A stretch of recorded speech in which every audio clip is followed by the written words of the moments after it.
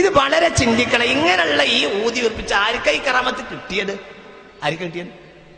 ഇതൊക്കെ ഈ കറാമത്തുകളൊക്കെ സത്യത്തിൽ കച്ചവട കറാമത്തുകളാണ് എന്ന് നിങ്ങൾ മനസ്സിലാക്കണം.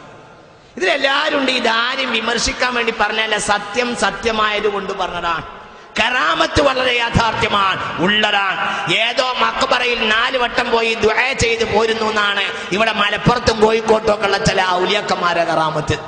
ഓലിങ്ങനെ ഇടക്കിടക്ക് എവിടെയെങ്കിലും മക്ബറയിൽ പോയി സിയാറത്ത് ചെയ്യുന്ന മഹാന്മാരാണ് എന്നതാണ് ഈ കോഴിക്കോട്ടും പരിസരത്തൊക്കെ ഉള്ള ചില കോഴിക്കോട്ടെ ജില്ലയിലുള്ള പല മഹാന്മാരുടെയും മഹാഹോജമാരുടെയും കറാമത്ത്. പറയണ്ട നിങ്ങൾ, പറയിപ്പിക്കേണ്ട നിങ്ങൾ, ഏർപ്പാട് നിങ്ങൾക്ക് നിർത്തുന്ന നല്ലത്. മനുഷ്യന്മാരെ കുരങ്ങാക്കരുത്. ഈ പരിപാടിയൊക്കെ നിർത്തണം. മനുഷ്യന്മാർക്ക് എനിക്ക് കഴിയാത്ത കാര്യം കഴിയൂല എന്ന് പറയണം. എന്തിനായി മനുഷ്യനെ കുരങ്ങൽപ്പിക്കേണ്ട ആവശ്യം? ഇൽമില്ലാത്ത ആളുകൾ, അക്ഷരജ്ഞാനമില്ലാത്ത ആളുകൾ, ഒരു ഏർപ്പാടില്ലാത്ത ആളുകളാണ്ട് ഔലിയാപ്പാവുക. പിറ്റേന്ന് അവന് പിറുപുറു 4 ദിവസം ആണ്ട് അജ്മീർ പോവുക. 5ാമത്തെ ദിവസം താടിയും വെച്ചിട്ട് പിറുപുറു നിറഞ്ഞിട്ട് വരിക.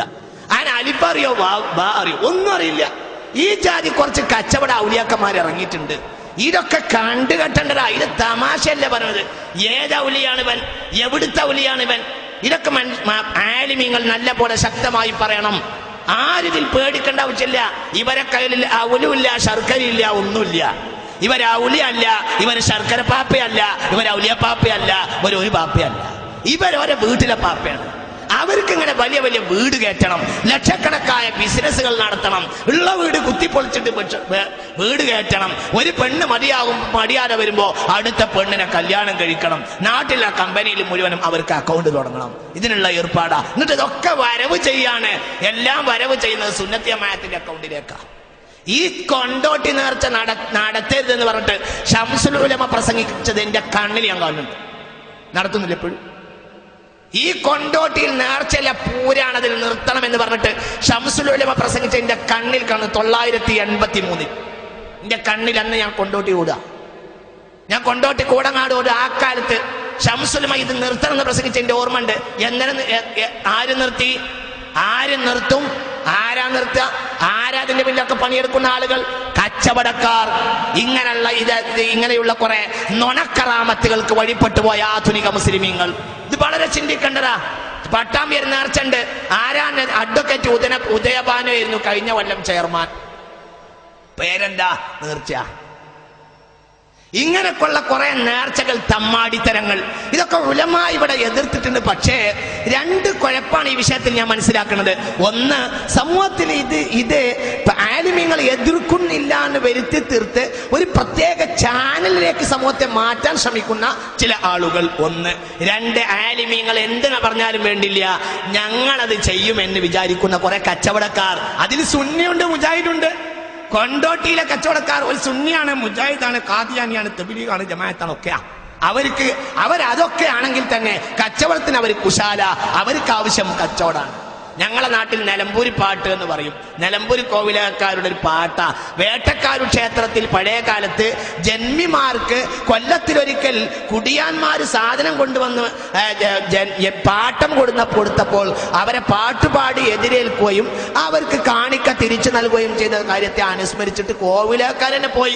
ഇപ്പൊ കോവിലകത്തെ ബാക്കിയുള്ള ആളുകൾക്ക് കഞ്ഞി കുടിക്കണമെങ്കിൽ റേഷൻ വാങ്ങണം. അതാവസ്ഥ. നിലമ്പൂർ കോവിലകത്തിന്റെ ഒക്കെ അവസ്ഥ എങ്ങനെയാ? 969 കൂടെ ഒക്കെ പോയി, എല്ലാം കഴിഞ്ഞു.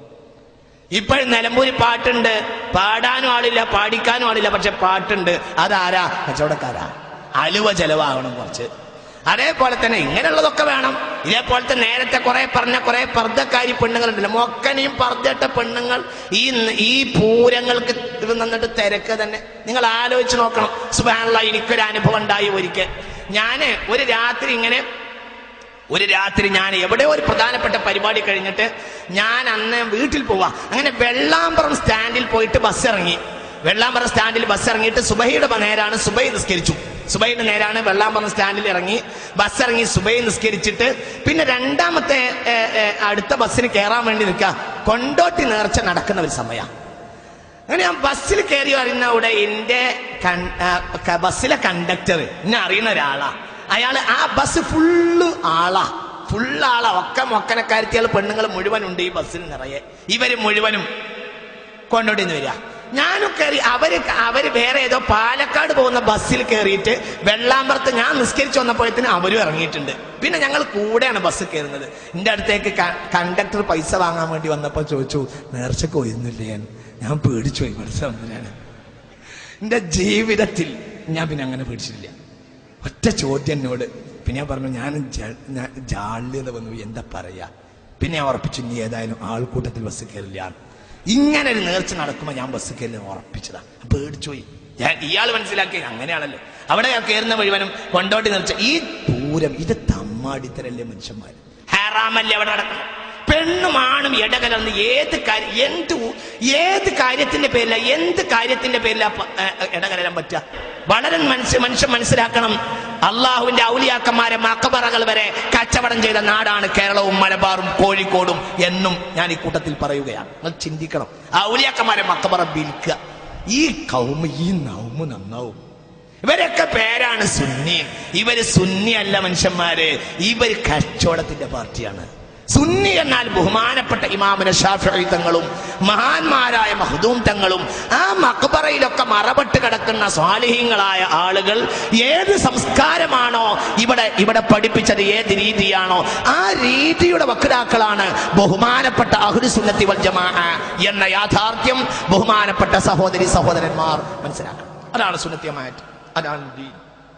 തന്റെ ഭാര്യയും കൊണ്ട് നബി സല്ലല്ലാഹു അലൈഹി വസല്ലം രാത്രി തന്റെ ഭാര്യയും കൊണ്ട് തന്റെ ഭാര്യയുടെ ഒരു വീട്ടിൽ നിന്ന് മറ്റേ വീട്ടിലേക്ക് ഒരു ഭാര്യയെ, ആ വേറൊരു ഭാര്യയുടെ വീട്ടിലേക്ക് മറ്റൊരു ഭാര്യ വന്നു.